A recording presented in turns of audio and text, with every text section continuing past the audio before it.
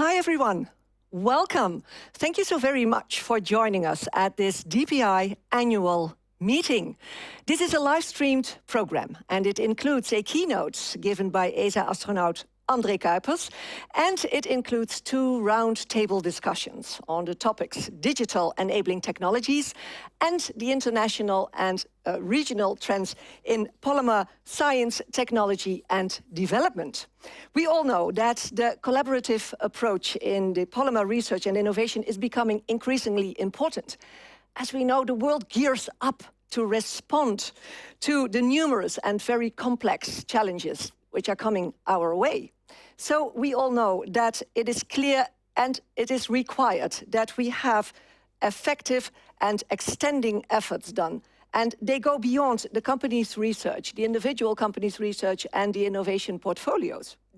Yes, we must further build all together and expand our polymer community to shape the future in and around polymers.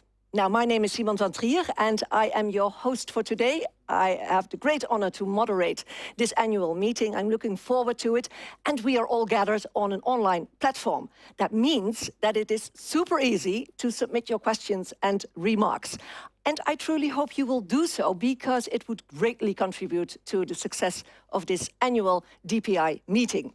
Now let's get started. Allow me to introduce to you the Managing Director from EPI, Ernst-Jan van Klinken. And of course, we are very curious to learn from Ernst-Jan what are the latest news about DPI? What are the developments he sees coming his way?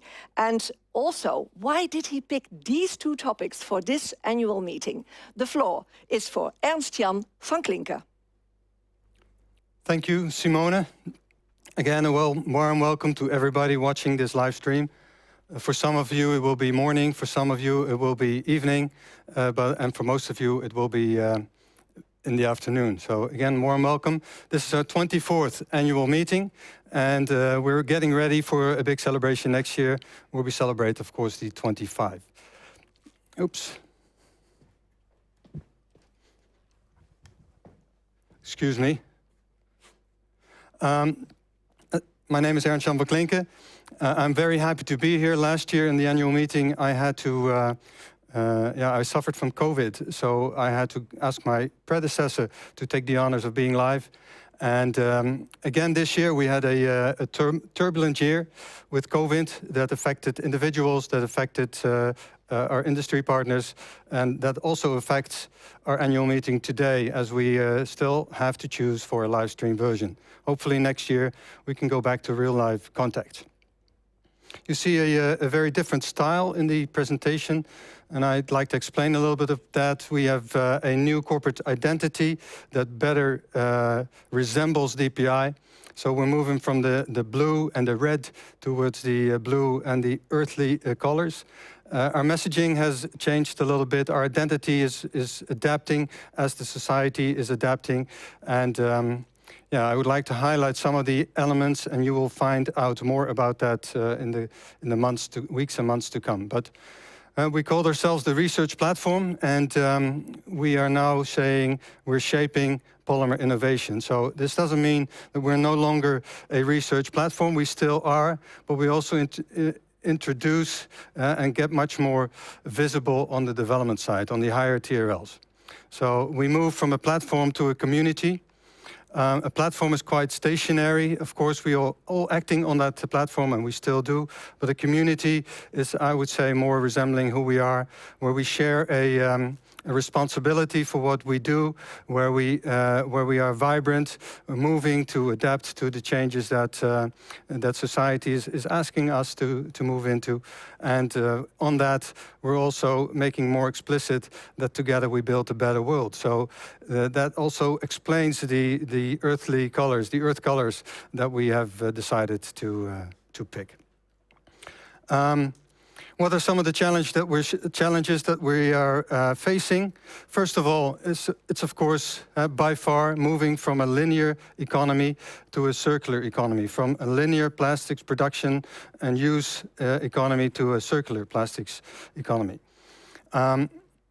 You will see much more of that also today. Of course, we experienced this for the past years, and it has never been as pronounced as the last year, and it will become more and more important over the years to come. Consumer behavior is, of course, a very important part to adapt, but I would say that's not an excuse for us resembling the industry and the community of science around it. We all have a responsibility in making this transition shift from this linear model to this circle, the value circle that you see in the green picture. And that requires a redesign of that circle. So this means that you need a very clear design for circularity on materials, on products that are made for those materials, on the recycling part. It means that we need to prevent harmful substances to emit. So no more micro, no more nanoplastics, no more CO2, although that might be a little bit too ambitious, so reduced CO2. It will mean that we have to develop not only the design for recycling, but also the recycling technologies. And all of that is an area where we will participate, where we'll be in part leading and take our responsibility. Also, this means that we will transition from oil to part renewable. And why I say part? Because yeah, that's still a debate that's ongoing, and a debate that we probably, most likely, will also touch upon during this table discussions. Nova Institute predicts a doubling in the use and consumption of plastics over the past year. Over the next 30 years. So they predicted it the past year. It predicts the 2.7% annual growth, which means that there's quite an amount of plastics to be made, used, and also recycled. And as you will see, the black part, which is currently fossil waste, 85%, they predict that to go to zero in 2050. Well, again, that will be a debate that we will have today, and one of the poll questions will be about that. So please sit tight and get ready for responding the poll questions later. It will involve new chemistries. It will involve chemistry to go from CO2 back to plastics, to utilize the carbons in many places. Also, of course, and that's partly ongoing already, a bio-based future. So, but the biggest thing that will change there is that 55%, as they predict, will come from recycling. Next to that, I think we believe that the interregional trends are playing a part. And this is why we've also selected that as a theme for today during one of the roundtable discussions, where regions will take their responsibility. Some might have different focal points, might have different timelines, and we really wonder how that's going to play in the total picture of this transition. This is a picture that shows us the recycling and the landfill and incineration in EU. So although EU, I believe, is really a front runner on recycling today, it's not unified. So although we have a European Union, it's not unified, as you will see in the difference in landfill and incineration in Europe. But also it's still 25% and still a big amount of landfill going on. So also in Europe, we have to make big stride to get to the 50% target of 2030, let alone if you look at it for a global perspective. As DPI, we adapt, and I would like to highlight the implementation status of the strategy that I announced last year. In this picture, you will see how we intend to grow impact, or at least visual impact, in the polymer science world, in the polymer innovation world. On the left side, left lower corner, you will see our current program areas of DPI fundamental. So POG, polymers for oil and gas, PP and PO are running.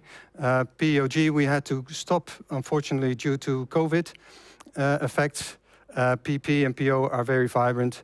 CPI, we started 2 years ago. It's Circular Plastics Initiative. We do that together with ISPT, also in Holland. And last year we've been very successful in running a CPC, a Circular Plastics Conference, broadening the network, giving information, but also compiling a proposal for the National Growth Fund, which is a total of 20 billion euros to spend on things to, how do you say that, to improve the Dutch economy. And it was our goal, our target, to spend a great deal of that also in the plastics industry and making it circular. Next to that, I would say the strategy is to build other relevant application areas and the polymer science in it. So biomedical polymers is something that we're focusing on, that we are building, and that one of our colleagues is coming back to in the parallel sessions later today. Same is true for complex fluids, and we want to further build that in the width of our portfolio. Next to that, as I already mentioned, we're working on the NL Growth Fund, which will be relevant for PO, for PP community, but also for the CPI community. And we are getting ready, because unfortunately, due to the stress of the annual growth fund and the great opportunity that provided, we wanted to seize that and had to postpone, let's say, going for the European funding in a later stage. So we are targeting to get a subset of the participants of PP and PO program to also get into that program. Because there's a great deal of funding available. Together with that funding, we can speed up the transition to the circular economy in plastics. And if all goes well, you will see that DPI will develop towards 2023 to a bigger community. And bigger means broader in the sense of where polymers are applied, and then connecting the scientific links within that community, and second also deeper, following our participants that build our program into their transition and building of technology development. What have we done the past year? We've not been able, unfortunately, to build our fundamental participants. We've built our development participants. We've started 15 new projects, and we have contracted 14 new academic partners. Those academic partners are all over the world. We select them where we feel the competences are best provided, and we work together with them in the DPI community to build science. We're running 48 projects, working with 85 researchers. Last year we developed 3 new tools, 3 new methods. One is about to be patented if all goes well. Well, you can read about the publications and thesis and the journal impact factor. Those are last year's numbers. So all in all, you will see that we're alive and kicking, I would say. We're building and moving forward and adapting to our new reality. So I also wish to take this moment to thank our participants, we'll see some of them back on the roundtable today. So feel free to join this community. Feel free to visit all the subsets and subparts of the program and find the places where you can connect to this powerful community. And by doing so, add your power to it. Thank you very much. Back to Simone. And thank you so very much, Ernst-Jan van Klinken, Managing Director from DPI. And then now it is time to introduce to you our keynote speaker, physician and ESA astronaut. He is the man who spent 204 days in space. So he saw a perspective none of us has ever seen, and I'm afraid will never see. And since his return, he takes really every opportunity to convince policymakers, industry, researchers, innovators, youngsters, children, everyone of that urgent need for circularity and also climate preservation. Because he did see the urgent need with his own eyes. And I would think that his keynote might be the perfect round of inspiration for us once we go to the table rounds, because his performance he delivered, wasn't that truly unique? He really changed the boundaries. So that's why we are delighted to have him with us here. Astronaut André Kuipers.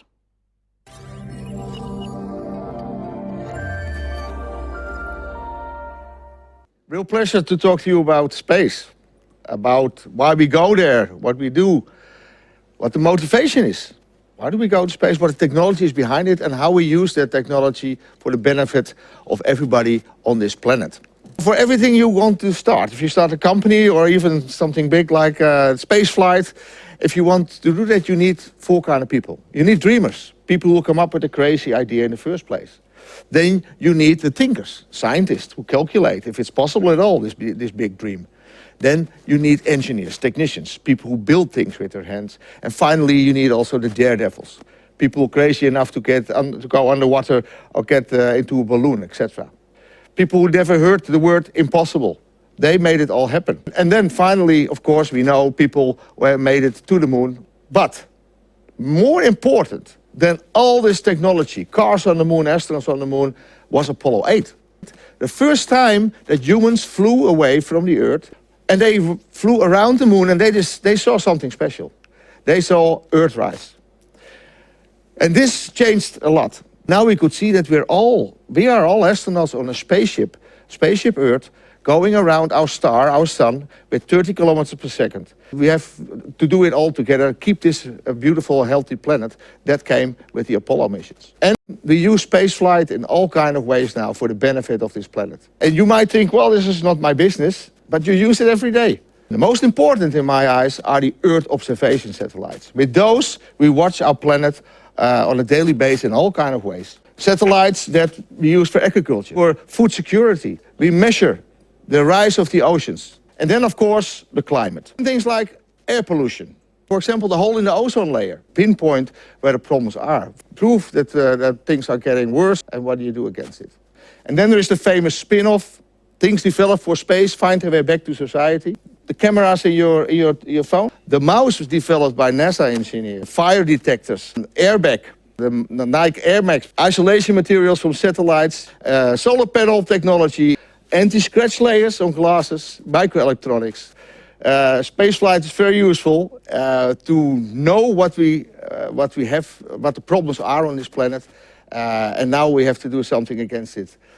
I hope that you, with all the new technologies that you are developing, can also make this a better and nicer planet. Thank you very much. Thank you so very much, André Kuipers. This was the best thinkable introduction to the rounds of discussion we will have in a moment, because, of course, you only need 20 minutes to truly convince us on the why of moving towards circularity and the limitation our beautiful planet Earth is delivering us. So now I do invite you, but with other experts at my table, because from the why, I would like to dive in what can we do within the polymer community and how are we going to act? How are we going to contribute to the great challenges, numerous and complex as they are, but we must come up with solutions. And that's what we are trying to do in 2 rounds of, let's say, 45 minutes. And I do ask my guests to take a seat, but in the meantime, I would like to ask you, dear attendants, to see on your online screen, you do see a poll question, the first one. And I would ask you to answer. And one thing, you only may pick one answer, okay? The question is, and you do see it in your screen, I think at your right-hand side of the screen, that in polymer science and technology development, what is more relevant to you? And again, you pick one. Is it the societal impact, the scientific impact, or the industrial impact?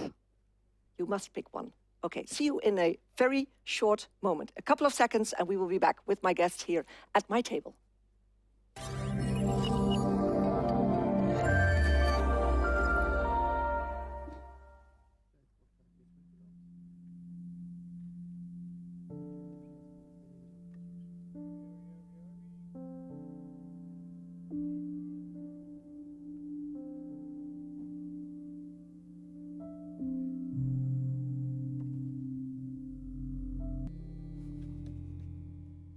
And there we are. Look who I've got here with me at my table. Jérôme Clarac, welcome to you. You are research scientist at Dow Chemical, and we are delighted because you will be able to bring us your industrial perspective of well, the potential and the possibilities of the digital enabling technologies for the polymer researcher and innovator. So it's great to have you with us. Thank you. And we have Constantino Creton. Welcome to you, Constantino, Scientific Chair of the DPI Performance Polymers Program Area and Vice President Research of ESPCI Paris. And, well, you have a great overview, I would say, of what is going on in the world of polymers, from both the fields of business, I can imagine, as well as the scientific side of it. So your judgment to everything we do discuss here today is of great value. So thank you so very much for being here with us. Then we have online, if things go well, Adham Hashibon. He's head of Data-Driven Materials Discovery and Materials Informatics Group at the Institute of Materials Discovery. He is straight from us from London, if things go well, from the University College of London. Maybe you do see him. Maybe you do see him, ladies and gentlemen. Yes, there he is. Welcome, Adham Hashibon. I do see you. Let's see if I do hear you. Hi, thank you very much. I'm glad to be here. Hope you hear me. Oh, yes, we do. Thank you so very much for being with us as well. Now, I was thinking, André, and of course, Ernst-Jan is with us. You will be my sidekick Yes. for the 2 rounds to come. I was wondering, André, one question, because you said what you do need if you really want to change perspectives and you want to push borders, then you need dreamers, thinkers, technicians, and daredevils. But you are all. Well, I don't want to say that I'm the thinker behind it. I was dreaming as a kid, but yeah, you put yourself on top of a rocket. So in that sense, but I don't consider myself as all four. Absolutely as not. all of that. Well, you need them all. You need them all. Yes. Some things are combined, but most of the time, for example, the dream can take decades or maybe maybe a century before you get the scientist to calculate it. Yeah. So there is some difference between them. Constantino, do you think that these types of people are also the ones we do need when we want to push the polymer world further?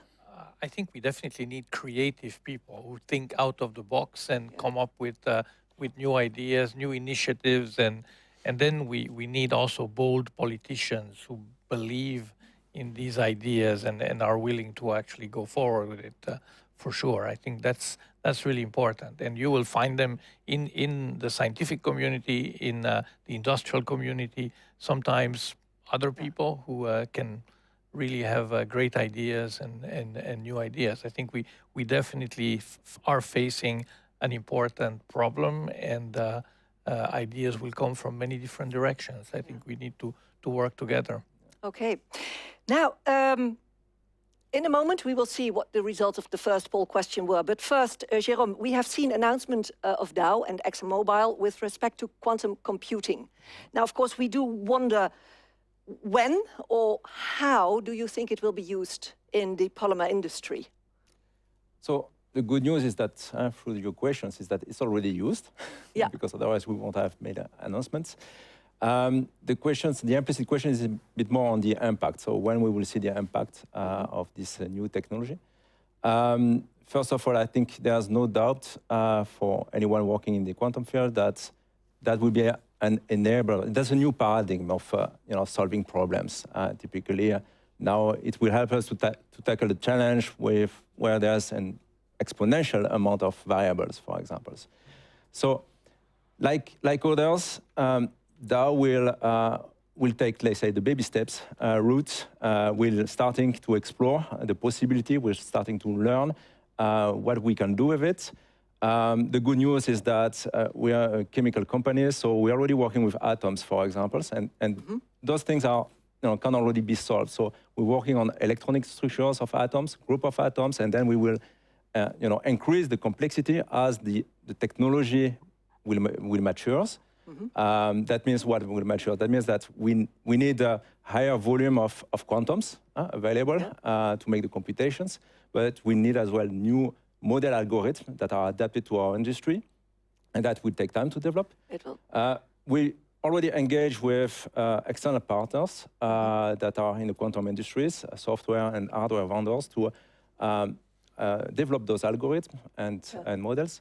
And within probably 5 will be optimist, but within 10 years, certainly we will see the impact. And 10 we years hope, from now. let's take an appointment. Yeah. 10 years. 10 years from now, 31. Adnan Hashibon, do you agree? Will it take 10 years? Because the possible impact of quantum computing and artificial intelligence, to see truly the impact of it, is it 10 years from now?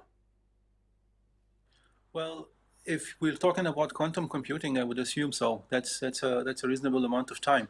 But if we want to innovate in polymers and innovate and make changes, like Ernst talked about earlier, more towards circularity, more sustainable development, then we need to accelerate the innovation cycle. And to do that, we must take bold moves and raise the bar as much as we can. And not be afraid to also include elements of vision and dreaming into the way we plan our research and our activities, so that we can do something similar to what we see today in some cases in startups, for instance. Like, people really set the bar very high, and then channel a lot of different resources towards achieving that. And one of the things we want to do, of course, is to accelerate the development of new materials in polymers specifically by using various technologies like artificial intelligence and digitalization in particular, and knowledge representation. So I certainly hope that it will be less than 10 years. So Okay. Jerome, we have to accelerate things a little bit more.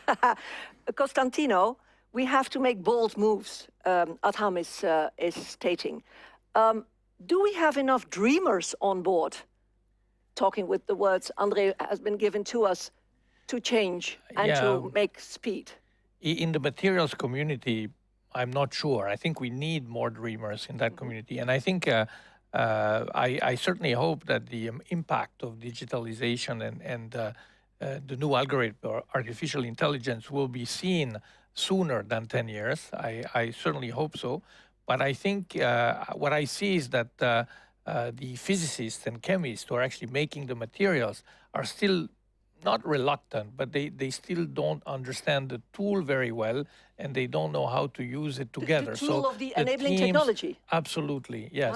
The technology, I think you have the data scientist on one side, and then you have the physicist and chemist who's used to thinking with their own brain and maybe sometimes feel that because it's called artificial intelligence, it's a bit of a competition towards... André, do you recognize this also from the enormous science behind everything developed in space, that you see different specialists? Yes, absolutely. Well, that's why I mentioned all these different people. But to change things, you need people maybe from outside. What we see now in spaceflight as well, we had the old organizations like NASA, ESA, government-ruled, slow, a lot of money. And then from the outside, companies like SpaceX come in the game, do it much faster, more efficient, more successful, and all of a sudden things are changing. So you need some things from the outside that bypass the old way of thinking of the physicist or the chemist. So it might be very interesting to see the people from the data community creating something new, and then you have a change. I would like to add to that. What you see in the world, of course, that when you really want to accomplish something new, and I think you really inspired us with your overview of what you've done and how to get to space, and how even countries unite in getting that done, but also different disciplines are necessary to getting that done. That's also why we put this on the agenda for today, and really like to get a grip on it. Because quantum computing and artificial intelligence are kind of buzzwords. They get into the society of engineers, of polymer scientists, and I think Dow is also making a statement on that. So what we'd like to do, but maybe it's good to first go back to the poll questions to really get grip on what does that mean to the society, or I would say a community of polymer scientists that we have, and how can we apply that to speed up getting these immaculate performances like you have showed us. So it's really inspirational, and to me the question is it really going to add value?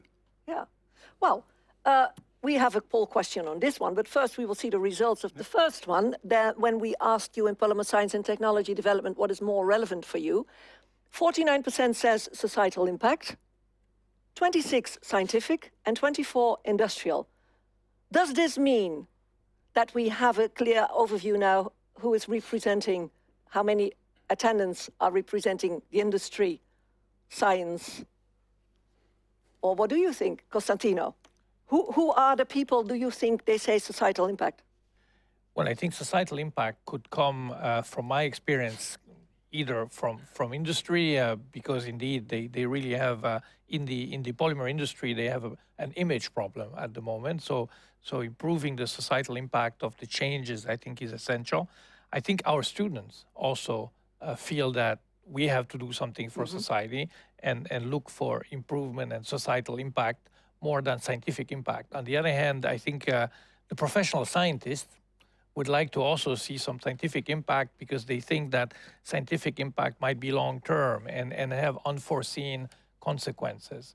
And sometimes not knowing what it's going to be useful for will bring to great advances. And this is the way many advances have been made in the past. You didn't know you were going to find something, and in the end, somebody else came up with an idea, and it became extremely useful. So sometimes targeted research is not always the most efficient. You have to have a balance between. You do agree, André? I do say that. Absolutely, absolutely. You need scientists to think free, but applied science that you already want to know the answer, that's not good. You need freedom to think. Yeah. A nice example I always think is the laser.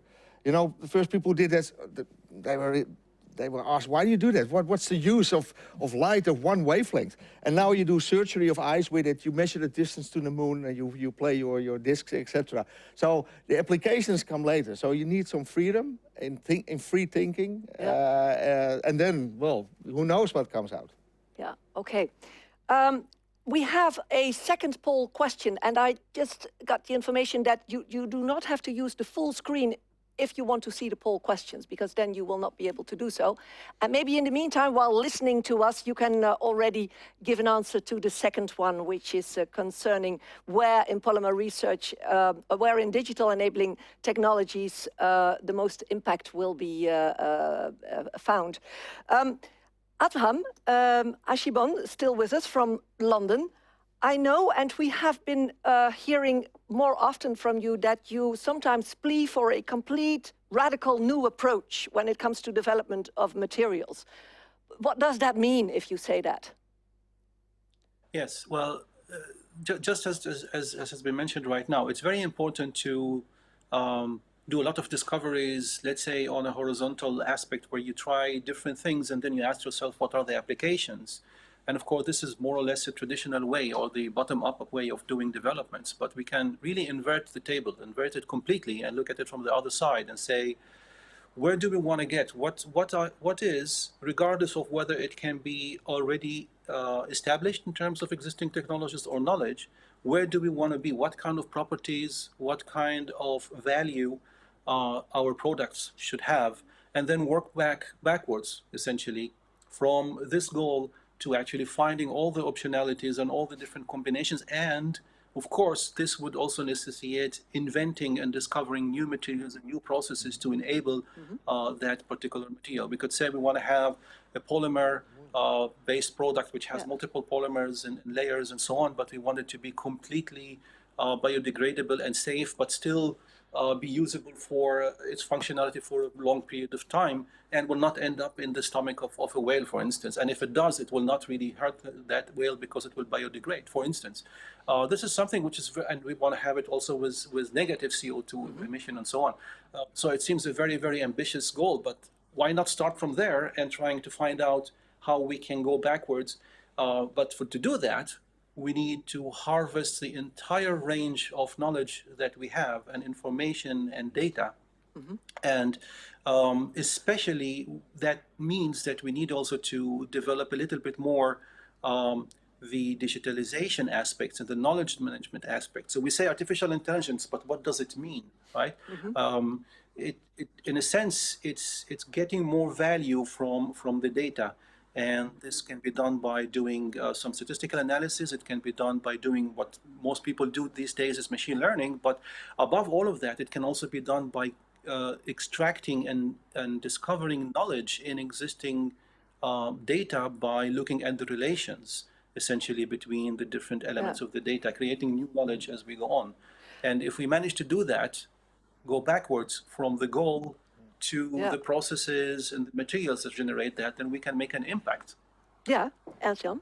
Yes, Adam, can you make this more tangible for us? Because I know the interpolatory models where you focus, deep dive on a certain aspect, and you really try to describe what you see, right? And also see the big challenge that we have, and what you paint in your picture are so disconnected because you are really exploratory then into new areas. So how would you make that happen?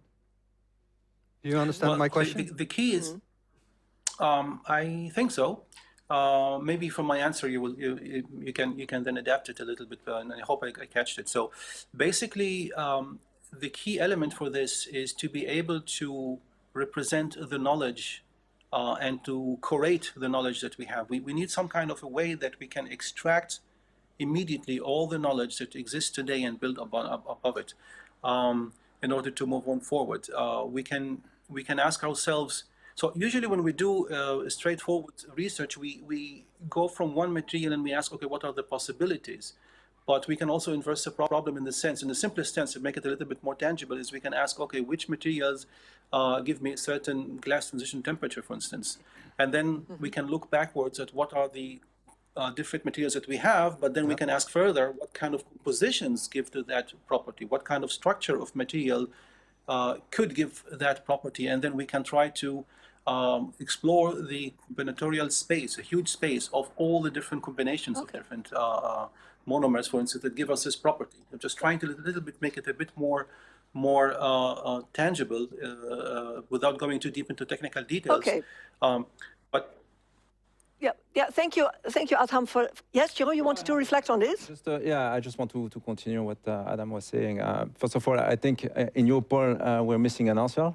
All of the above. Yeah. Because I don't think there's limitations in applying the artificial intelligence. Just like Adam says, okay, we can certainly try to solve everything from, let's say, the molecules to the applications, everything through a chain of knowledge of artificial intelligence. But that's going to be extremely difficult. So I think the best approach would be, let's split, in between, in few tranche, I would say, the problems and try to solve it via AI, fundamental theory-based approach as well. That would be a more pragmatic approach, I think. Okay. Constantino, I was wondering how you do see the use of the digital technologies if you want to combine not only the polymer functionalities, because we of course would like to enhance them every day, even further, but being circular at the same time. I mean, how do you see the possibilities to combine those two? Yeah, I think the question of being circular is more first to define what is in our advantage to do, because you can see that there's many ways to be circular. For example, for polymers, you could reprocess, you could depolymerize, and you could also even make it into smaller pieces and reconstructing. All of these processes cost energy, cost CO2. So you have to really make an overall balance, which is actually not the same for every system. So then I think this type of overall balance, I think we should do it first. And then when we identify let's say a plausible way to do it or something that could work, then this is where we really need to process the data. I think one of the advantages that these new tools bring is the possibility to optimize broad compromises. So usually product properties are not, you don't want the strongest material, you don't want the lightest, you want a good balance of properties. The optimum. Optimum for a specific use. Yeah. So actually trying to to do that, to actually optimize for a particular property is actually hard in practice and cost a lot of experiment. And I think this is certainly one way where better data treatment can help companies to do that. Now, to really get something that's totally out of the box with data treatment, I'm still a little bit skeptical, but maybe different opinions are in the panel. Yeah, I don't know. Being skeptical a little bit. You look to London, I have the impression, don't you? Yes. To see whether absolutely. about what well, you say to this. I noticed you wanted to say something. Yeah. Adham, Hashibon, please. Sorry. Yeah. Yes. Yeah, it's not being in there is a little bit difficult to coordinate. No, sorry about that. Fine. Yes. So I think it's important to note that data alone is not going to solve the problem. We cannot just say, okay, let's ignore all the physics-based modeling and all the physics-based experiments and so on, and just look at the data. That would be without merit. And I agree also with Jerome that we cannot tackle everything in one go. We have to really put it into manageable chunks. Now, if we look at the fact that we cannot always go to the most optimal material. Of course, there's a multi-criteria optimization problem or multi-objective optimization problem where we can start from saying, okay, what are our target properties within the range that we can work with that will make an impact, right? That will be dependent on the impact we want to achieve. And then we can work backwards in order to find the materials, so kind of a top-down design and taking really bold approach to it. Of course, we will not always hit the target, but this kind of way of working, of innovating, is also very typical to what happens in startups like SpaceX, which was mentioned earlier. Set up the goal very high, and then you work down without believing that you're going to get there, using every possible tool. So what we're saying is we can start from the target properties within a certain range, find out what are the different structures that bring those properties and what are the processes that provide these structures, like establishing these structure-property relationships in a systematic way. To do that, we need to have a combination of both physics-based modeling and experiments, which are, and theory, of course, which are three of the traditional ways to do research, but because they are really forward-looking, we were constrained in the way we do it. Now we enter data science in general, which includes machine learning and optimizations, and then you have a new kind of approach or a fourth pillar of doing science. We can call it material informatics or polymer informatics, if you want it specifically in this case, which adds value. Now, what you will have is a way to use the data that exists, but also you need to create new data on demand. You need to have also a system that and we can do that, a system that can predict, in a sense, what kind of next experiments and what kind of next models and next theories needed. And if we have also quantum computing in the near future, that would also be accelerated immensely. So you have a system that uses the informatics technology, which includes artificial intelligence and includes knowledge management like ontologies and machine learning and so on, together with the traditional pillars of science to be able to accelerate the development. All of this, of course, requires a very collaborative approach because it's a huge problem. The challenge is huge, and you need vast amounts of data, and you need a vast amount of correlated data with the encoded relationships between the data, i.e. what we can do today using ontologies, especially the elementary multi-perspective materials ontology being developed right now in the European Material Modeling Council, for instance, that actually is based on physics and allows one to create a knowledge platform, a knowledge management platform, that a collaborative one, that can enable all this information to be used in a sustainable, effective manner towards the development of specific targeted materials for specific applications, addressing specific range of properties. Okay, Adham, thank you so much. I was wondering, Ernst-Jan, how does this plea from Adham Hashibon does relate to what you said to us earlier this afternoon, that you say we do come as DPI from a research platform and we are moving towards a community, towards a polymer community. Doesn't this fit in perfectly? I think it's an example because what I value about community versus platform, and these are words, so don't put too much into the words, but it's something that better depicts our journey as DPI. but in a community you have more multifaceted, multidisciplinary items than just on a platform, I would say. And having different types of science is one thing, but having the different types of blood types, being academic or industrial scientist, is another thing, and those are just two elements. And I would like to link in the question from Wouter to make because I saw some questions coming from the audience. He asks us, everybody. Is the lack of technology, is it the lack of technology or is it the lack of willingness to make the big changes in the world? And I would like to first make the connection to the lack of technology, because if I quite honestly look into our community, I think, Constantino, I think you could answer best. I think a lot of that is based on we put a polymer scientist to work on a certain topic and we make a model, but to what extent do we start from the get-go with the multidisciplinary problem setting and using the broad technology availability as a start? It's just an open question to you. Constantino. I think it's both. I mean, really, certain problems certainly can be solved with better technology and multidisciplinary work and new ideas on how to solve problems. But I think the lack of willingness is a serious problem, and I think we cannot ignore it when people tell us. What is the reason to have a lack of willingness? Is it because it's unknown, it's uncertain, because we have the wrong incentives, or what is it? I mean, having heard André, everybody should be wanting and willing to change. Yeah, but people also have a certain way of doing things, a certain way of making profit, etc. Yeah. So doing something new is a challenge. It can be demanding, it can be going the wrong way, it's uncertainty, you have to work harder maybe.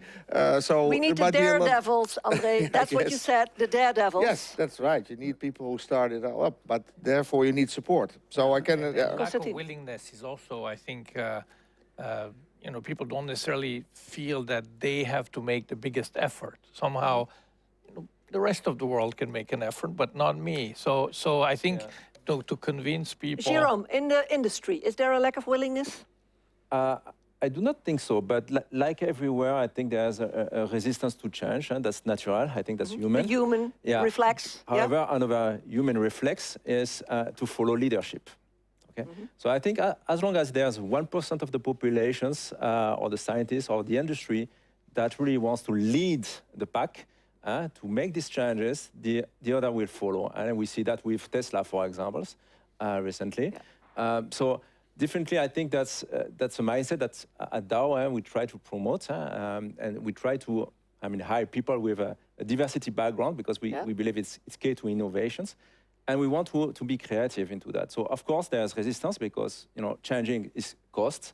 You need to make efforts, but then you have to look at the payback longer term as well. So I think that would be a driver. Yeah, I can very much relate to that. I've also worked in industry for a long time. You spend a lot of money on certain equipment. You have a huge installed base, and then you need to change. And that's also something that I think we need to do smartly.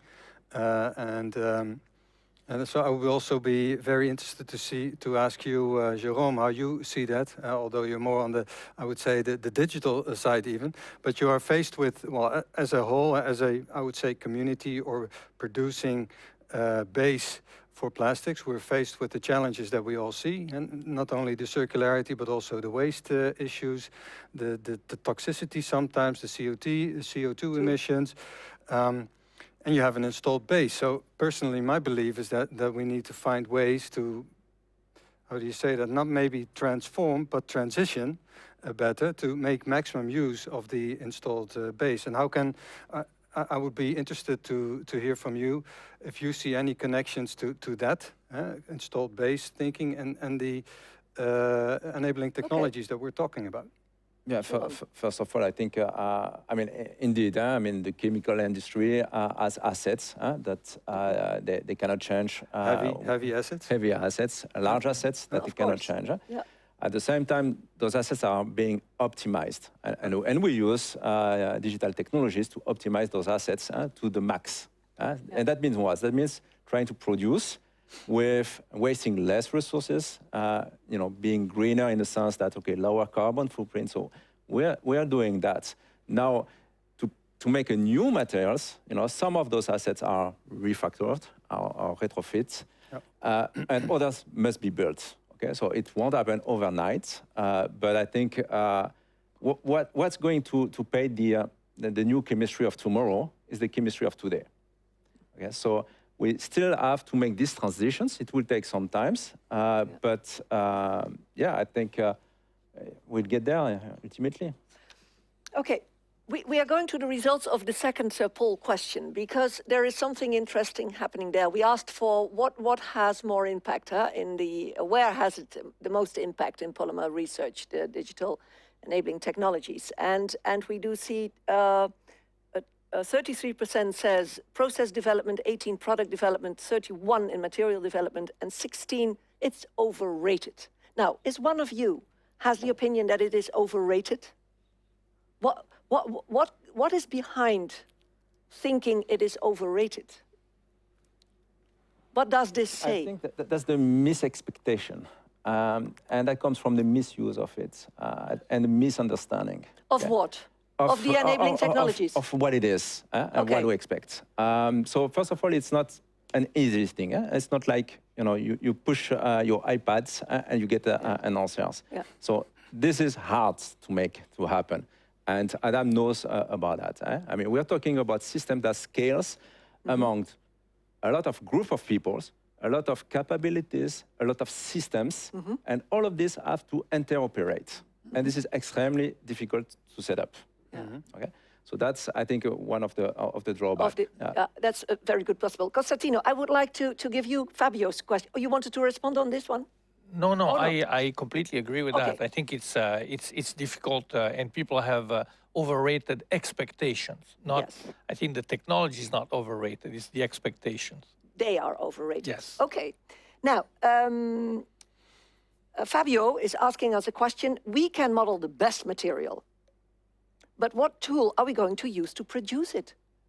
I think this question is it has more two about, things, huh? Indeed, we can model the best material is the idea of using the data on the material and analyze the data in a better way, in a more sophisticated way to indeed, with a set of target properties, say, okay, if we want this target property, we need this type of structure.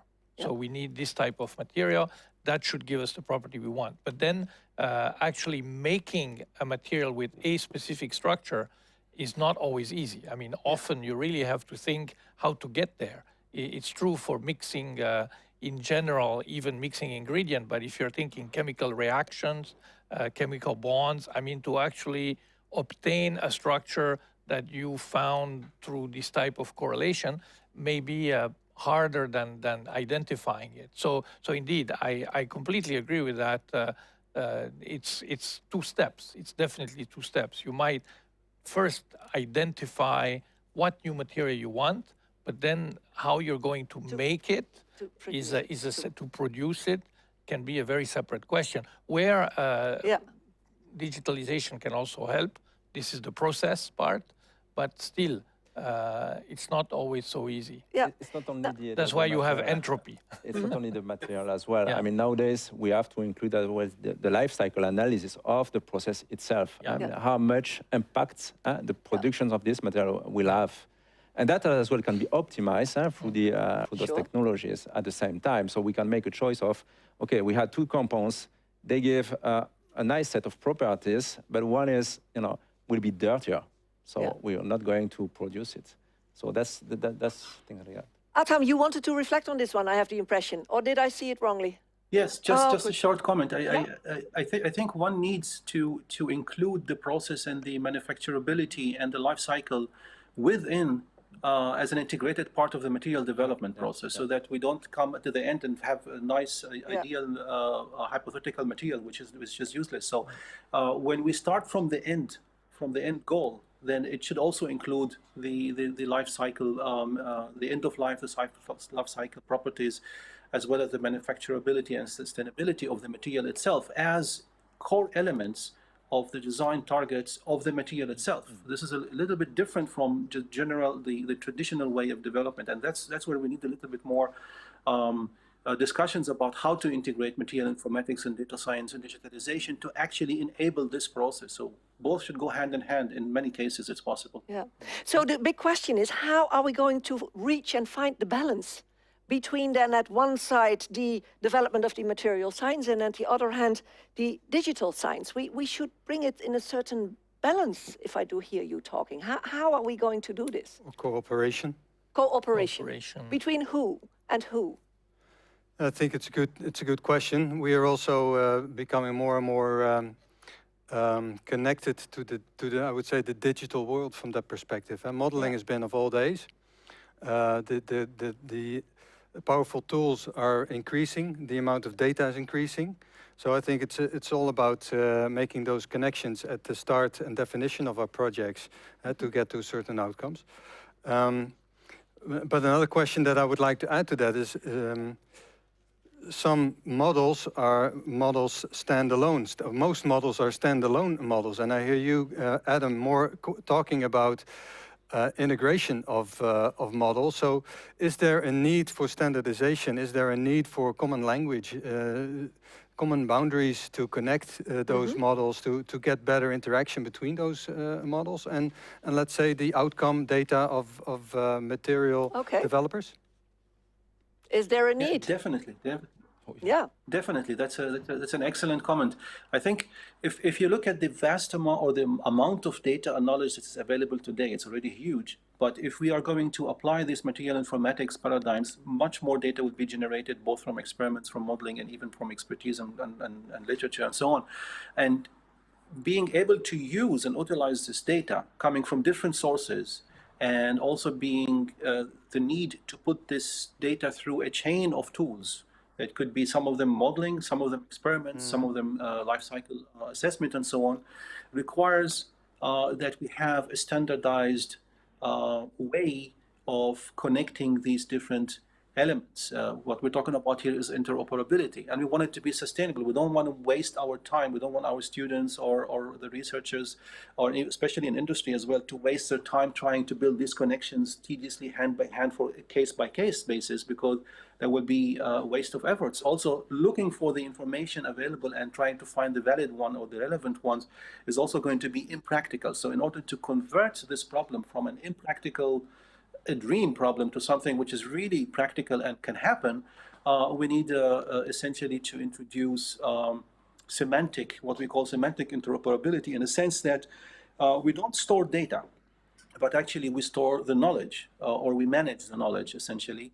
And for that, maybe I'm repeating a little bit here, but we need, and it's not really taking the weight that it should be taking in the data science community, I think, yet, which is this emerging concept of the use of ontologies to actually encode the different relations between the materials, so that every data structure, for instance, if I want to say it like that, would include within it also the knowledge needed, so that we can write tools and algorithms that can interpretate autonomously what's inside this data structures, and also figure out the relationships, because they are already encoded using ontology in a logical manner. So there is a need to create. You mentioned platforms earlier. I think we need to go a little bit more than just platforms in the sense of collaboration, into actual platforms of tools, an ecosystem of tools and of expertise. That means also of people that can make the connections between them. Atam,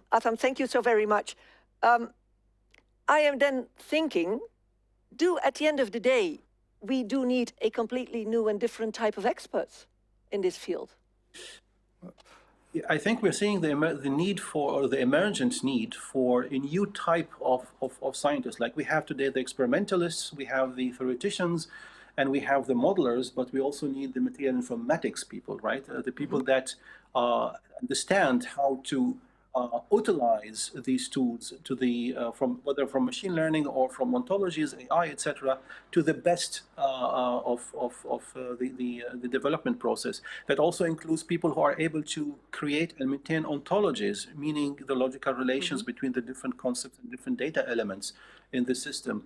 This is critical. You're absolutely right to think that we see the emergence of this new informatics domain, and this is the only way I think we can make a huge impact in the near future. Thank you. Thank you, Jérôme. Sorry. Yeah, I agree. We certainly need specialists in the informatics, but as well we need to, for let's say more conventional profile that we're hiring today. I mean, process engineers, chemical engineers, material engineers.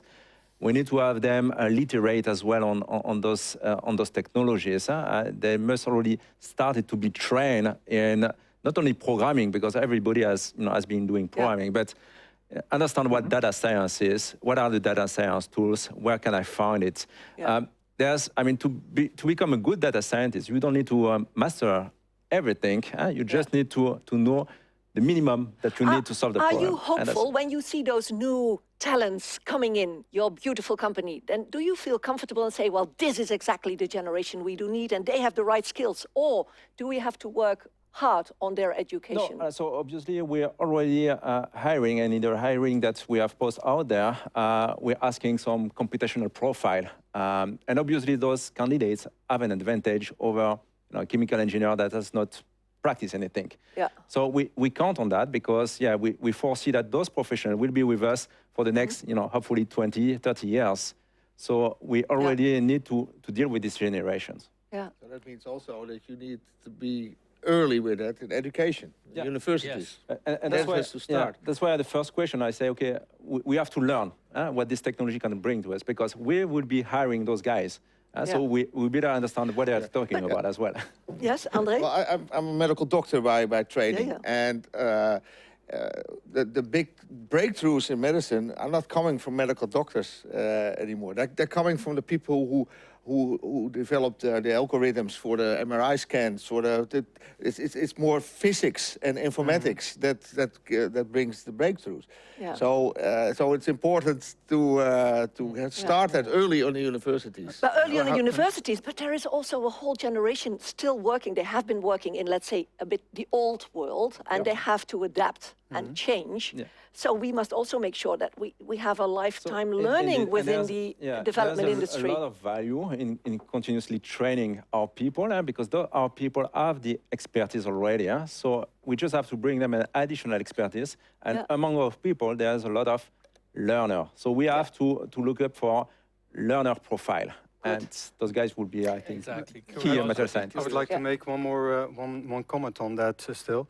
And Google came up to me as an example, because nobody is surprised nowadays if you try to find something, cannot find it, but get a suggestion from Google. Do you need this? And they go, And so it all starts with sharing data and building a common platform that created that. And I think somehow, and I'm also wondering what should be the role of DPI in this, but somehow making that connection between the digital world and making sure that the things that work and do not work, that they are shared and being in a left behind, I would say, on a platform that communicates that. To what extent would that build a better ability to address these challenges? That links very much to the question, the final question, which has been delivered by Richard, that he asked, isn't it a challenge for DPI to ensure that the individual rewards for scientists combined add extra reward for all of the team working on a topic? That could be a great fundament. I think it's already a little true in academia. Now, for example, the papers that have the most impact are almost always interdisciplinary, with teams coming from different disciplines. So there is an incentive to collaborate, but I think a good collaboration means knowing the other person's discipline better. You don't have to be an expert on everything, it's impossible. But if you know absolutely nothing, you cannot work together. So you really have to make, I think we have to make an effort, and it has been done in the past between the traditional disciplines like physics and chemistry and math. People have done that. Now I completely agree that there is a new science. We have to know about it. They have also to make an effort in some cases to learn what our problems are in more depth. And I think then there will be more collaboration that will be very effective. Okay, great. I have some bad news for all of us. Time is up. Time is up, and we only just started. But of course, there is a second round. I do thank very much for London that you have been with us, Atam Hashibon. It was great. Thank you so very, very much for your contribution. Especially But considering that he is recovering from COVID Yeah, and dialing wonderful. in from his quarantine location. Thank you very much. that Adam. is wonderful. And Jérôme Clarac, thank you so very much, as well as Constantino Creton, and of course, André Kuipers, for your wonderful word of inspiration to start with and being of great contribution here at our table. And Ernst-Jan, please stay seated with us, with me here, because I'm going to invite the other guests to take their seats at this table. And in the meantime, for you, the third poll question. So maybe you have time to quickly go to it, because we're going to talk about, of course, circularity. And we do wonder, do you consider the 2030 and 2050 goals with respect to circularity attainable? One answer, ladies and gentlemen. Yes, one answer. You will see the possibilities you have. See you in a couple of seconds.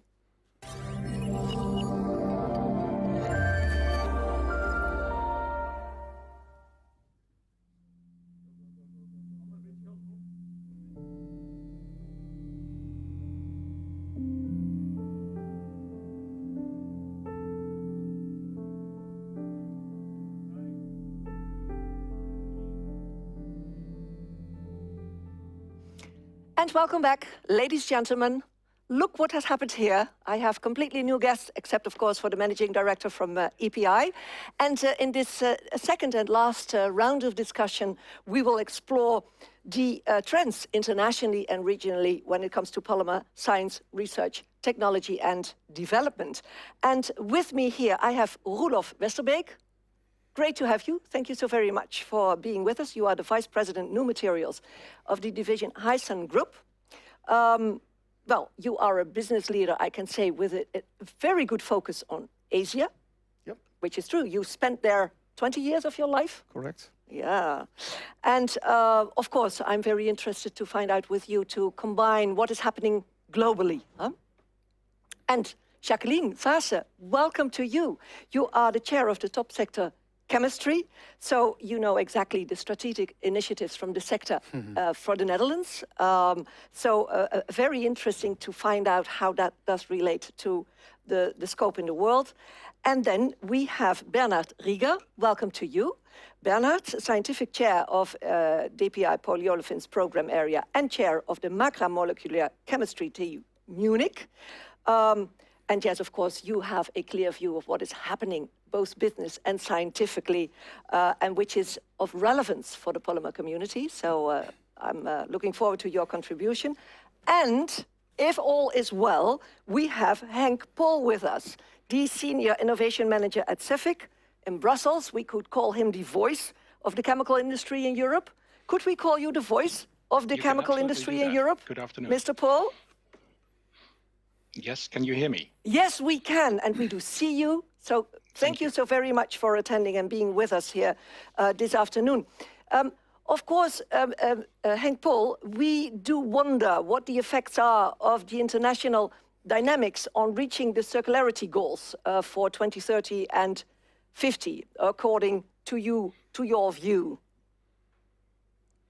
And how long do we have? 5 hours? Well, no, not really, not really. Exactly. So you want the summary, right? So Yes. let's start there. So let's work back from 2050. That's probably the easiest way to start. I mean, and I particularly want to highlight what Europe is trying to do by 2050.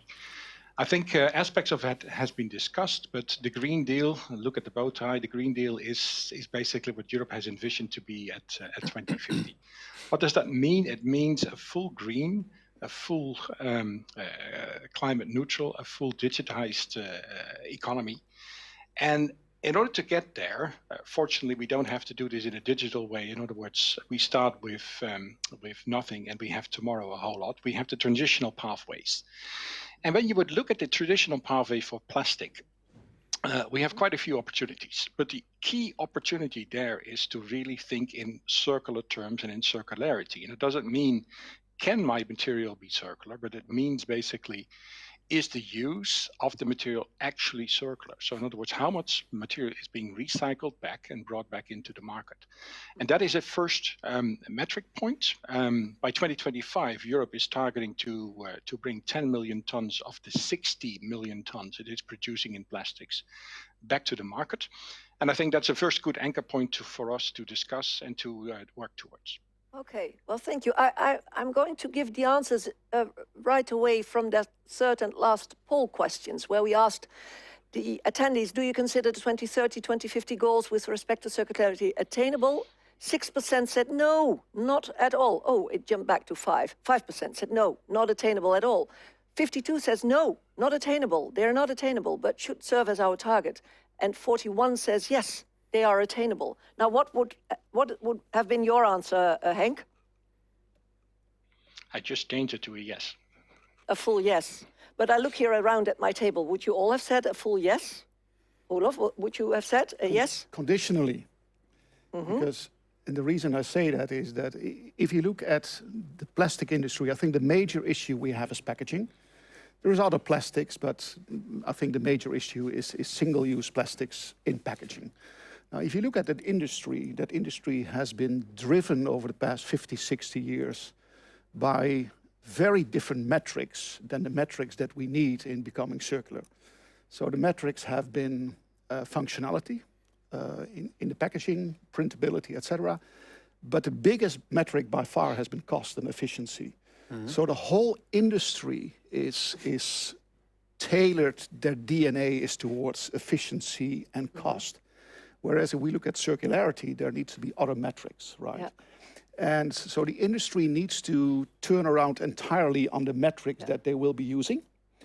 And my concern, or I think one of the hurdles that we have at the moment, in my view, is that there is still insufficient economic incentives for the buyers or the big brand owners to change. Okay. Because it's still much cheaper today to buy non-circular materials than circular materials. And as long as that does not change, nothing major will change in this world. And I believe Brussels and The Hague and all the European Union has a very big role to play in putting forward additional legislation to move that agenda forward. Jacqueline Vasse, let's talk about this, because then what is the role of the international and regional regulations? I mean... I just wanted to answer the first question, if I would say a full yes. Yeah. And I would say a full yes, partly because I'm a very positive person, so I always believed in the best. But from the other side, I think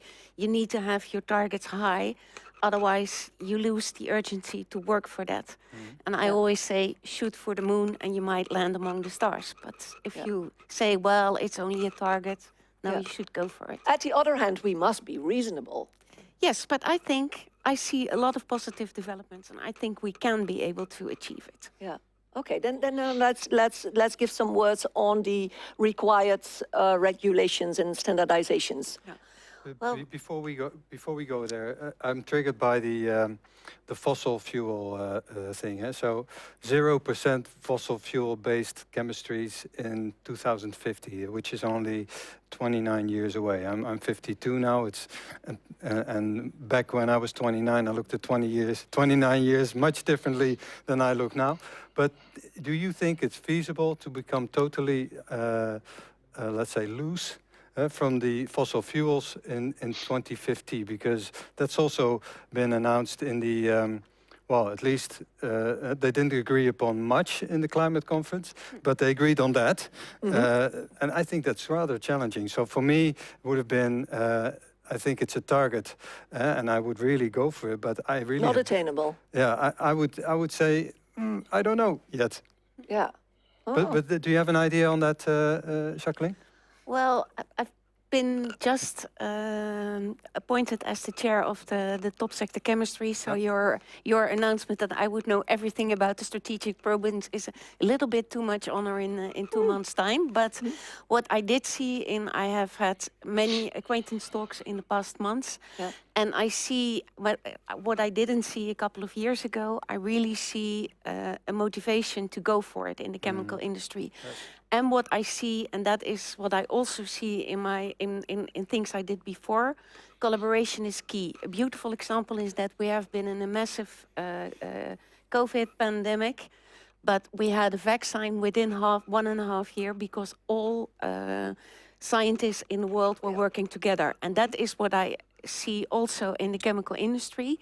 I see now bilateral but also multilateral projects on electric cracking, which would mean a massive breakthrough in breaking with fossil fuels.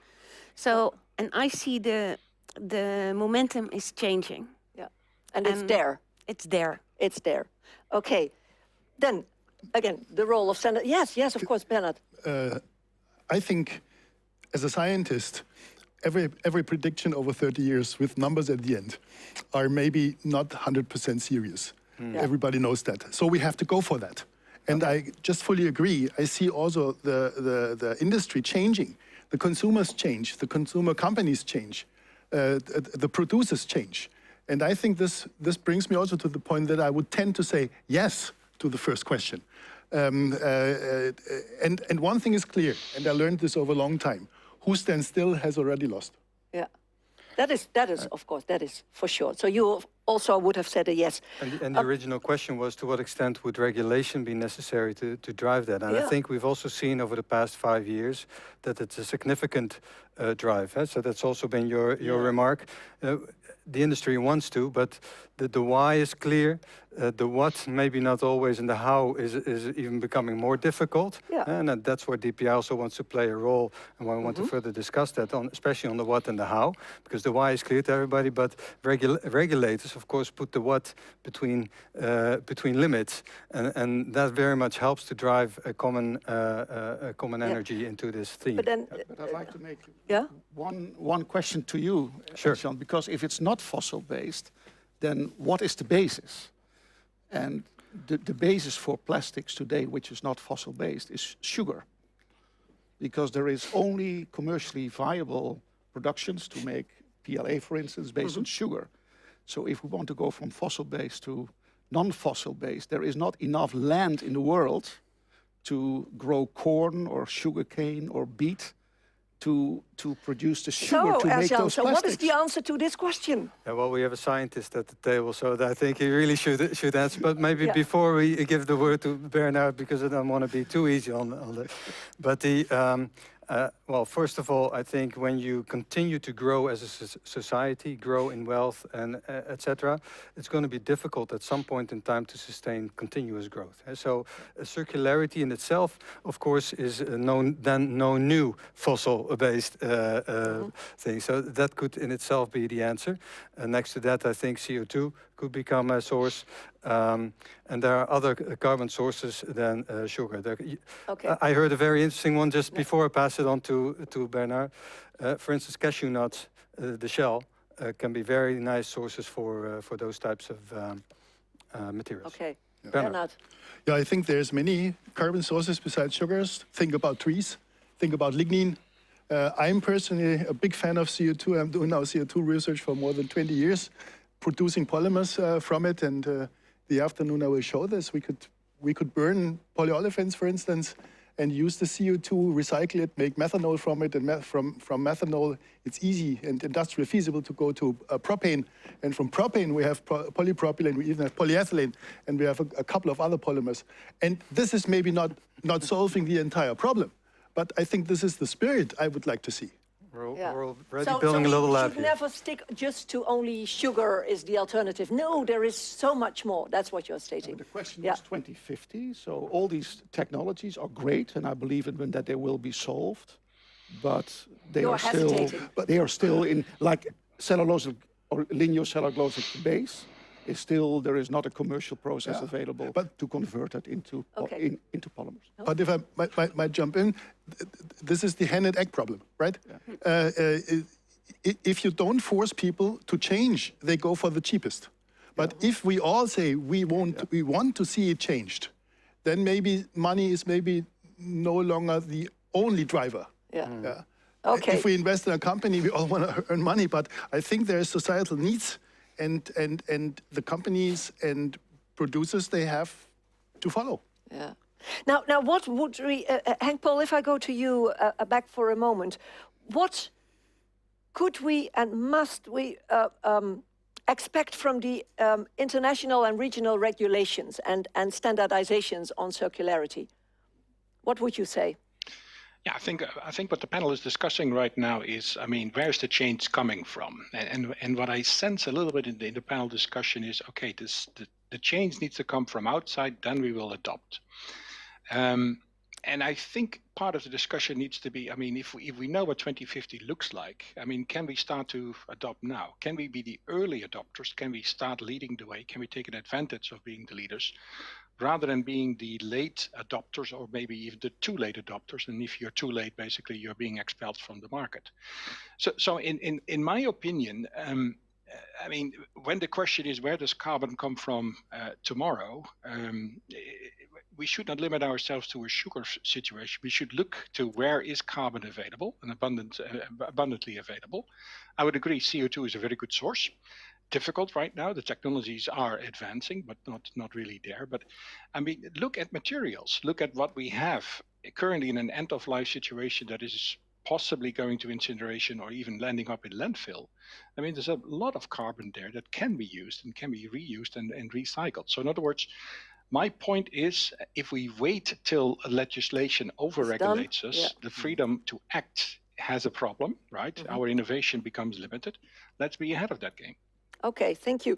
Now, Rudolf, tell us, what do you see as the main international dynamics in terms of where production and innovation in polymers are being done? Yeah, it's a big question. I can speak to certain regions. I can speak to China, for instance. I've lived there. I work for a Chinese company, and what you see in China is materials is on the key industries in these 5-year plans of the government in Beijing. So they put a lot of effort in becoming more independent of the international players in materials. And the thing about things in China being on the 5-year plan, they have a tendency to happen. So the execution speed in China is mind-boggling. So when I moved to China in 2000, I mean, there was hardly any research in polymers. Right now, I mean, the government is spending so much money on huge institutes and much more than in Europe. So where does that lead to? There is two things. First of all, there is legislations in China for 2022, for instance, on biodegradable plastics. That's not necessarily a good legislation in my view, but that's a different story. But once China announces a legislation, it will happen. And it will happen as per the timeline, but I think that's the point that Henk is making. I think the Chinese example is a very good one. If the scientists and industries don't come up with a solid solution, the best solution, you might get constrained by a legislative one that is not fitting. And I think that's the example that you're... I think you and your community, not platform, community have an important role to play there, Ernst-Jan, because I think institutions like yours have to educate legislators on what makes sense and what does not make sense. So to our guest in Brussels, I agree, we should not wait for legislation, but having been in the plastics industry for 33 years, I know the prime parameter is making money. And when virgin materials are substantially cheaper than all the recycled streams still today, that will not change. So we do need legislations to move the needle. I don't think technology is an issue. There is solutions today to become, because one of the reasons we have so much still on landfill is because we are not designing for recyclability. We are designing for efficiency and cost. The technological solutions are available today. If there would be a levy on virgin material, you would move the needle so much farther. So I don't think technology is on the critical path. I think the parameters, the dynamics in the industry need to change from cost-driven to design for recyclability-driven. Jacqueline, how are we going to achieve all this? Yeah, I want to react to my neighbor. I think technology is not the blocker now, But we need to promote that technology to make it cheaper. Because in the end, if you would have said 10 years ago, wind at sea is going to be without subsidies from the government, people would say you're completely out of your mind. And within 10 years, the situation has completely changed. And I agree with you that you need legislation either on promoting the recycled materials or a levy on the virgin materials to get the technologies being developed, and then it will lead to cheaper materials. So in the end, we will help it. But well, there is a famous Flemish writer who said between dream and deed there are laws and practical objections. Yeah. And that's always what you see. You also should watch out that legislation is not going to prevent you from going in the direction you would like to go. But just one small example, and it's a very simple example. The recycling rate of PET in the Netherlands will jump from 70 to 80% to above 95% within 1 or 2 months. Why? Because there is now a 15 cents. 15 cents. What's the English word? I'm lost on the English word. Statiegeld, on that bottle. Immediately it goes from this so that's to a good example how you can move the needle. Yes. Now let's dive into for a moment, Bernard Rieger, if you allow me, to the role of the scientist in all this. What is her role? Oh, it's what scientists, at least in the academic side, always do: study and teach. I think we have the ability, and we have enormous chances here in Europe and also in other places in the world to look deep into the material, because as Olaf said, not every political solution must automatically be a good one. But we can study it and we can teach. We can teach young people, which is the most important thing in my career ever. I started as a pure scientist. Now I'm looking more and more into education of young, bright people. But again, it's not only education of young, bright people, it's also maybe the input that we might have by teaching politicians. Yeah.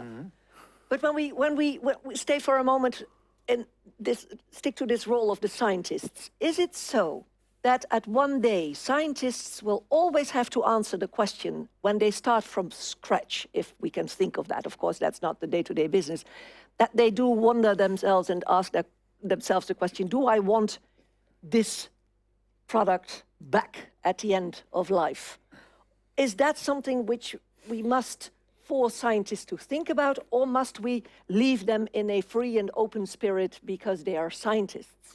I followed the first part of this discussion, and there was also partly an answer to this. I think scientists must always be free. I think this is the most important thing. They should not be somehow in a frame, oppressed in a frame. They should think freely.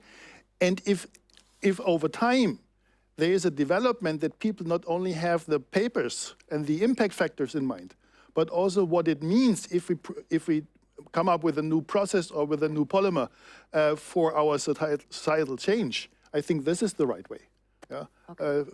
For me, I was always trying to do basic research, but I always thought if we can reach that point, then it might change our society, and we need industry to do that because but you must be free to be able to reach that point. Yeah. So leave them doing their job. Yeah. But maybe discussions like this might implement in the idea that there should be. Because do you agree with Roelof when he says, well, there is a lack of the right incentive to get the bold changes done where we are all looking for to really move towards circularity? I think Ola is completely right. Currently, industry is money-driven. That's absolutely clear. Yeah. And I hope that I am right, that this might change over time. And it might not need 30 years. Mm-hmm. You see, if you look at a typical brand owner, Procter & Gamble, Unilever, Danone, so a fast-moving consumer good company, they may spend as a ballpark per year on packaging. And packaging is branding for them as well, right? Not only protection, but also branding. And often branding creates a bigger problem. Yeah, so they spend on an annual basis $2-3 billion US on packaging. So circular solutions at the moment may cost 20-30% more than virgin. Even the companies that are very advanced and serious about circularity, like Unilever, I mean, they really mean what they say. It's not greenwashing, they mean what they say. they are not going to spend 600 million extra on a bill for 2 billion packaging material. That's not going to happen. Someone in the purchasing office will say, how do we explain that to our shareholders? However, if the playing field is even, then it's a different story. Yeah. Despite that, some of these companies will still move some of their prime brands to circular material, but certainly not for their whole, because there is still this cost. Cost difference. Henk in Brussels, a level playing field. That's what we are looking for. Okay, let me assure you, you get it. Let me make an additional comment on this, because I mean, we're talking about research, we're talking about innovation, and research is to make the invention. Innovation is to make it work, but also to make money. And money is basically, in the traditional linear terms, the financial part. But I like to add the component, and I think that should be included in our discussion, sustainable innovation. And sustainability includes the economic aspect of it, but it absolutely includes the environmental as well as the societal impact. And in the previous panel, we talked a little bit about those dimensions as well. And this is not coming back here. So I'm bringing that in while I think how we're going to create a level playing field, which, by the way, there will be 2050. We know what the level playing field is. So it's clear. But how are we going to bring in the societal impact in this level playing field discussion? And how do we value it? And if it is a level playing field in Europe, how does it get to a level playing field in the world? Or how are those going to be different? Yeah. So there we go. Very complex. Because then the moment Europe has come to certain legislation and you get imports through another corridor, it's going to be very difficult to. Maybe we should not forget the smaller and maybe even family hold companies in this transition process. We always look to the big players and see what they do. And clear they have big volumes, but over the years I talked to leaders of small companies. They said, if I can put one of these blue angels on my product, I could ask for more money. I even discussed this with a huge diaper company, and they said, if we could show in this very tough competition with others that we are green, then people would even pay maybe 1 or 2 euros more per diaper. And I think this is a very important point that there are people who want to change. Yeah. And I see a question from... Yes, I will maybe repeat it for you at home. It's Peter, and he asks you a question, Bernard. Because knowledge institutes in Europe, are they innovative and competitive enough regarding to China, vis-à-vis China? Yeah, this is a big point. I was discussing this over the years with other people, other colleagues, and also companies. And they say, look to China, they grow and they have tons of money. But I think we are not that bad. We have institutions like DPI. And I could imagine, maybe I, as a person, that maybe other people in the world are jealous that they don't have DPI, where so many people come together from different areas to innovate. Yeah? Not only to do research, but to innovate. And it's absolutely clear. The changes that we see over the last 2 decades in China are enormous. And I had enough people from China to say, wow, they are wonderful scientists, clear, why not? Many of them are trained in the US or in Europe even. So I think the world changes. It's no longer Europe alone and the US. There's a clear example. 20 years ago, the polyolefin industry was driven by companies in North America and Europe. And now 51% of the polyolefin business is in Asia. Yeah? So the world changes, and I think I would not say that they are better. No. So, but they are different, and they are maybe have put more money into these directions. But maybe we come back and say if Beijing says you have to do that, it might not at the end be the right way. So my answer is we are competitive. And I would like to add to that, to put it in perspective, of course, we're DPI, and DPI stems from Dutch Polymer Institute, but I would much rather be GPI, Global Polymer Institute, and that's why we transitioned to a DPI and a Dutch Polymer Institute. We have Chinese companies as members. We work with Chinese universities, and quite frankly, if you just put the circularity topic and maybe other challenges as well, I was very much inspired by the quest that come on, our astronaut André Kuipers made to make the Global Peace Prize, the Nobel Peace Prize for the ISS. I think something like that could also work. So you have 196 companies trying to get to sign a climate deal. There's no way that's going to work without any political motives. But within DPI, we can take a look at the problem at hand, and we can solve it with industrial scientists and academic scientists from all over the world, and we can set a course. It's difficult, but I think we have a good chance at doing that. Yeah, well, great. Henk, Paul, I have a question for you. From Hans, competition is driving innovation, but in a circular value chain, you need collaboration, which may lead to compromises. What governments do with this? That's a very good question. And this is a point I wanted to bring in as well. So in the linear economy, typically what you do is you work with the next step in the value chain, and that's probably where your collaboration stops, and you send an invoice.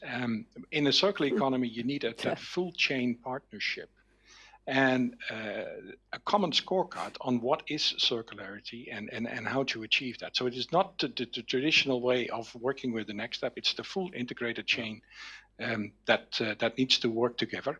And you see a lot of examples of that. When you look at, Roelof, I think, mentioned the single-use plastics examples. There are quite a few partnerships being formed to come up with the recycled content targets that we have set in Europe and even exceeding that. Okay.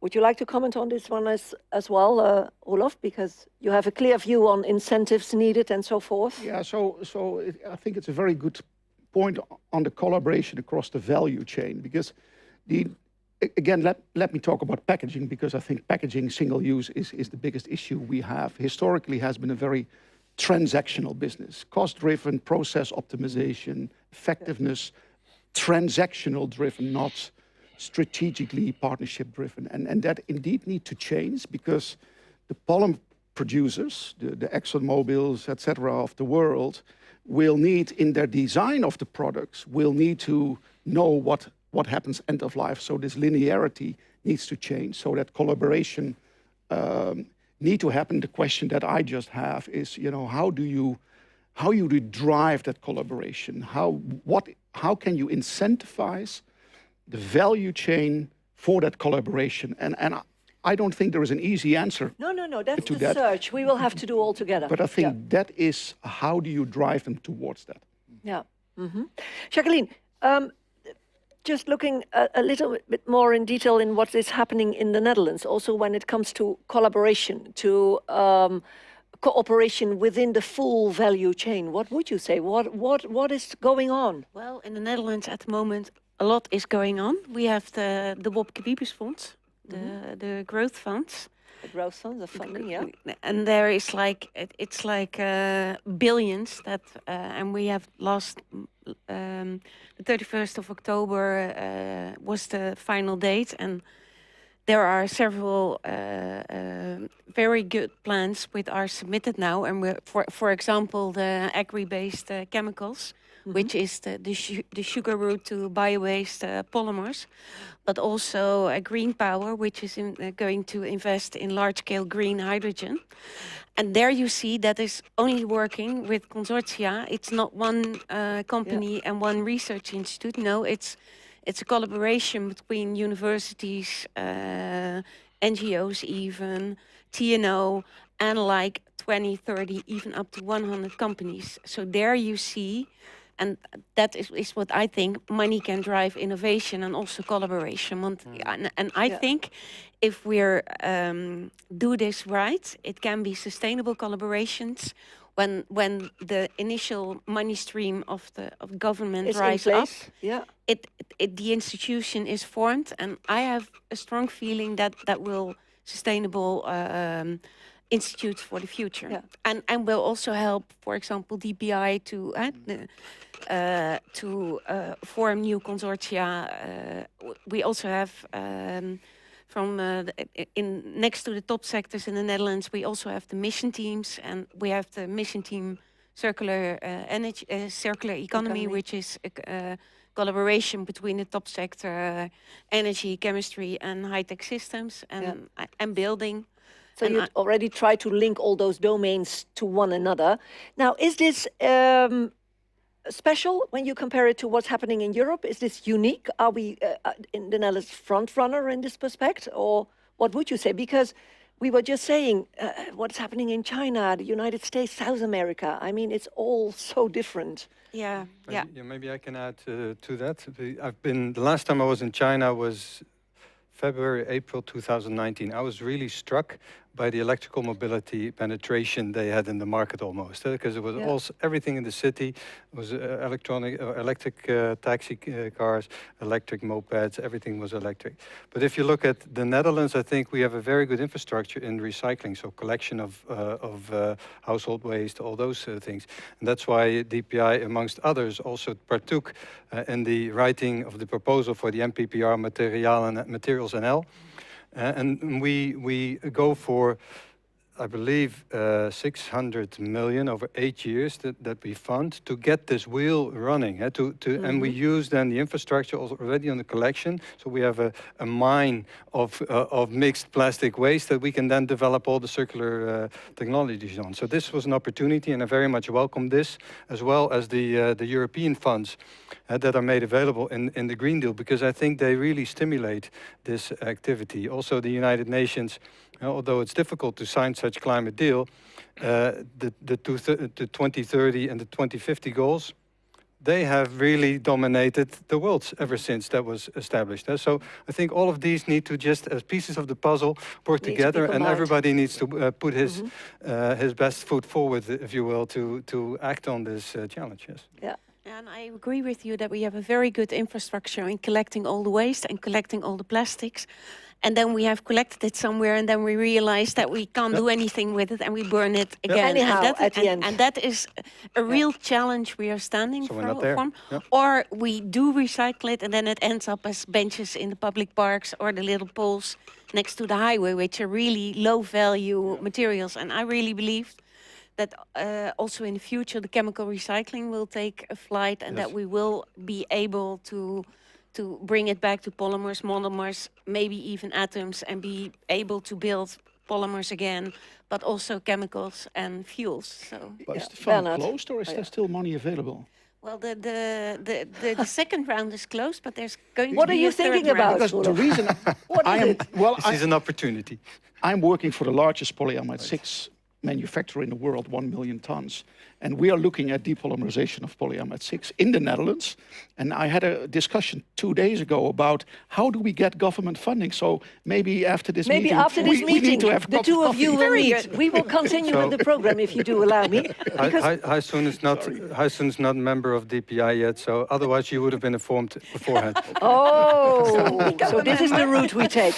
Okay, Bernard, to see more in the scope of circularity, to go back to this. Now, tell us what the true potential, where we can really trust on, of bio-based chemistry for polymers. Tell us. Good question. The polymer industry we currently see is roughly 100 years old, right?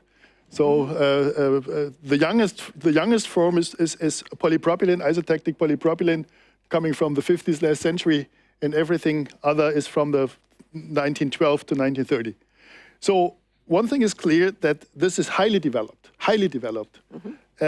now we can distinguish, and we can say, okay, do we find routes to make bio-based polyolefins? Then we keep the properties of polyolefins, we just maybe use another type of carbon, as we discussed before. Yeah. We can also say, and this currently happens in Germany, we say, actually, we are not convinced that CO2 from any industrial source is good enough to make polymers. We let nature do it.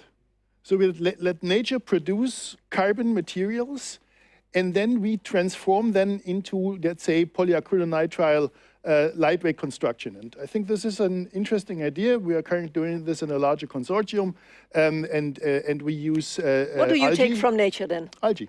Algae. Algae produce fats, and we take the fatty acids, and we go for polyolefin type materials, polyethylene type materials, We go for no resist materials, and also for acrylonitrile. This is an interesting program. I'm not that much convinced that under the current conditions, this might ever be competitive to what we have relative to this 100 years development of plastic industries. But we try, and I think not every route will be successful, but I'm absolutely sure if we try hard enough and if we put our heart in it, then we will find routes to do that. The example which I currently have in mind is always burn. If you can dissolve polyethylene, you can bring polyolefins back to monomer easily, then burn it and try to get pure CO2 from it, and then push it back into the process. And this is not only me. I think from the EU, we have been discussing this within the scientific advisory board of the K Fair. This is the largest polymer fair, always 3 years in Düsseldorf worldwide. And it's clear also from the EU, they say, if you have polymers which you cannot really recycle, then burn them and use the CO2. Yeah. But Olaf? You also know that the most common bio-based polymer today in the world is PLA, which is, and you and I agreed before this meeting that we would say something about this, so this is a little bit engineered. Oh, okay, now come up with it. And the concern is that PLA is a very linear polymer because it's also biodegradable, which is a very popular term right now, biodegradable, but actually it's intrinsic a very poor idea. Because it's linear. It degrades. You can't recycle it or very difficult. And actually it only biodegrades in industrial installations, not in nature. And it's not circular. However, it's very popular. It's juicy to say. Very long loop. So I mean, Henk, I will bring in Henk into the discussion. Is this also of your concern from your Brussels perspective that, for example, we talk about biodegradability, but it is, in fact, it is not if you really dive into it. Is there a risk? Yeah, I mean, it's we talked about the carbon source. So if the carbon source is indeed bio-based, and if indeed the material can be used circular, and if indeed it does not emit anything in terms of climate, so in other words CO2, then you have a ticket to market all the way to 2050. But if you struggle with that, and I think Roelof is bringing in that dimension, if there is something that is missing from that aspect, that's definitely something where you have to do research and innovation in a sustainable dimension. Yeah. Okay. Yeah. For instance, back to China, where I think legislation can be very helpful and it can be very dangerous. China is now implementing legislation 2022 on that a lot of single-use packaging material have to be biodegradable.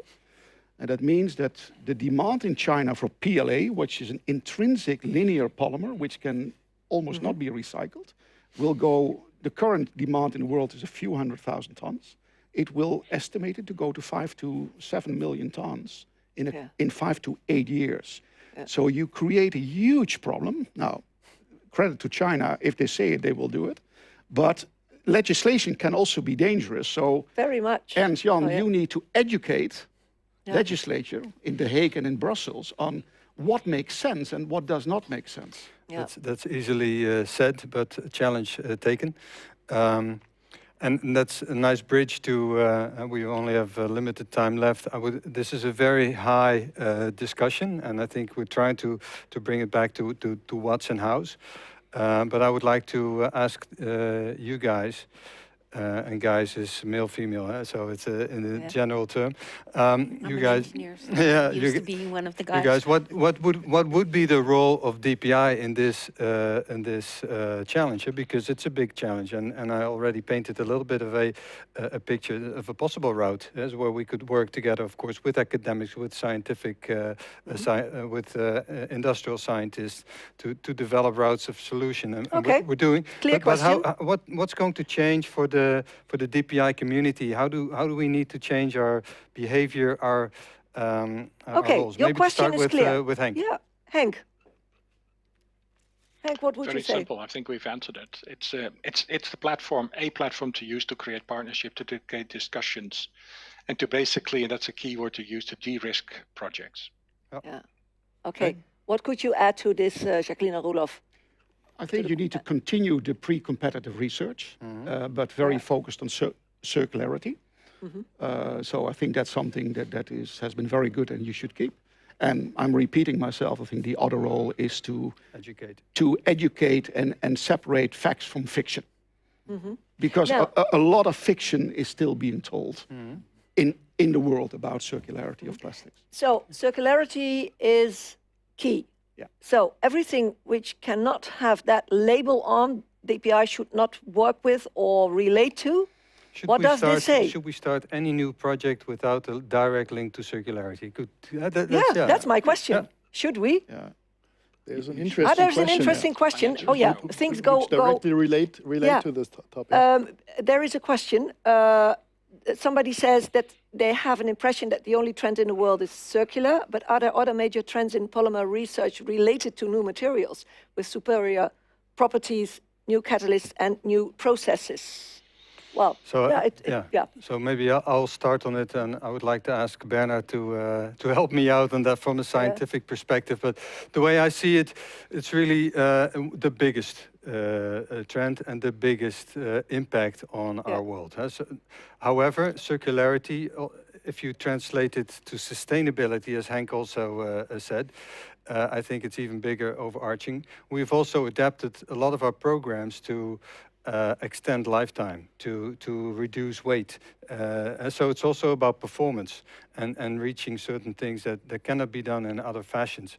The fact that André Kuipers went to space was also due to performance materials that have been created, and otherwise you don't get there. You don't get there by just sticking polyethylene on the outer shell of your rocket, just to put it very black and white. And this is, so yes, there will always be sustainability elements. They will be linked to performance, and of course, as one of the big topics to health, and I've already indicated in the implementation of strategy. So health is increasingly important for the welfare of the people on the planet, to a much broader audience, and whether that be less invasive surgeries or polymeric materials that help in certain applications in biomedical, those are also topics that we're looking into. So, but I would like to also pass it on to Bernard to see if he can add. I fully agree that currently we're becoming aware that circularity in polymer industry and science is a major driver. But this is not the only thing. If we would like to have new material properties, and I'm pretty sure even if polyolefins are 50 years old, we can come up with completely new properties, and then we need, and this is my answer to this one question before, then we need new catalysts. There is biomedical applications, drug delivery, targeted drug delivery is still an open, very open topic. So there is, and make it short, there is a number of very important questions to the material community that we have to answer. But I agree, if we all think about from the beginning on how this could be recycled, then I think we do a good thing to the world. Great.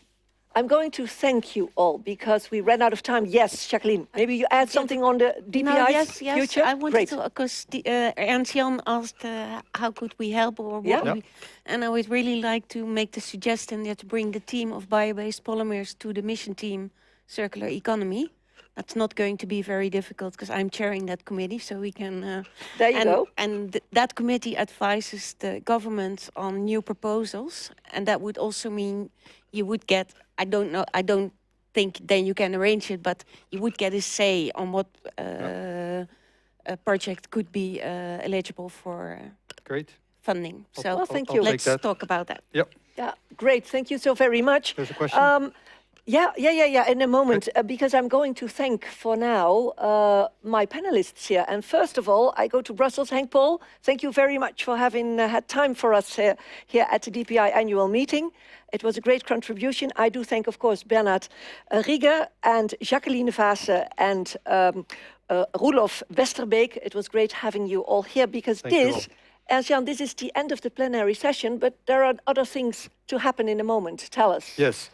So, as mentioned before, but also indicated in the program, there are parallel sessions that are continuing right now, or actually a little bit after the after the hour. So the 15:55, the first round of parallel sessions start, and I would like to urge all DPI members not to go to their own program area, but to visit the other program area. So if you're a polyolefins member, go to the performance polymers or the other areas, and vice versa. So otherwise, you get nothing but the same, and it's nice to get a read into the other programs.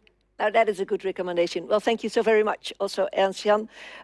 Yes, ladies and gentlemen, now we come to an end to this plenary session here at the DPI annual meeting. So I am going to say bye-bye to you, and I would say, well, keep up the good work. And the good work is, as we learned here today, based on collaborative approach, because it is only with all of us that we can build a future in and around polymers. Thanks for attending, and bye-bye.